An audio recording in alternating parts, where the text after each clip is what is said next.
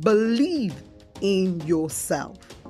I said before that God has given you faith as the master key to access all He has in store for you. You must believe in God, but you must also have faith in yourself and the potential God has placed inside of you.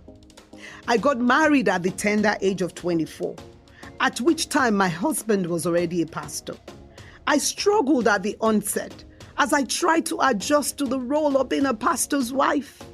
I kept thinking I just did not have what it took to be a pastor's wife.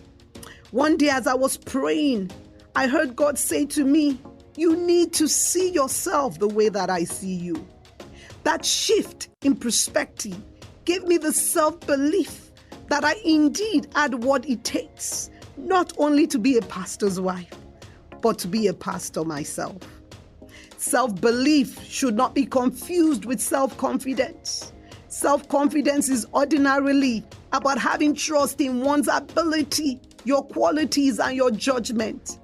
Self-belief from a Christian perspective is trusting that you can do all things, but the more important point is not on your own.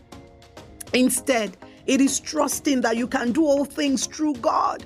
It is a belief in His ability to enable you. God has great faith in you. That's why He says to you, "You have not chosen me, but I have chosen you that you may go forth and bear fruit, and that your fruit may remain." God has given you the key to live a fruitful and truly productive life. I pray that you will be inspired to know that God has given you the keys to live the truly excellent life He created you to live.